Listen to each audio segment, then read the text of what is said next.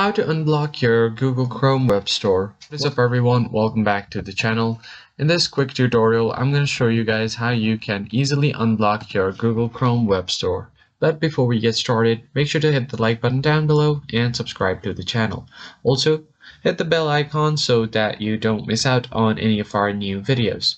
Now on that note, let's dive right in. So if you are trying to open up your Chrome web store but it's not loading completely like this, then in that case what you want to do is you will see a lock icon right beside your Chrome web store here on the site information.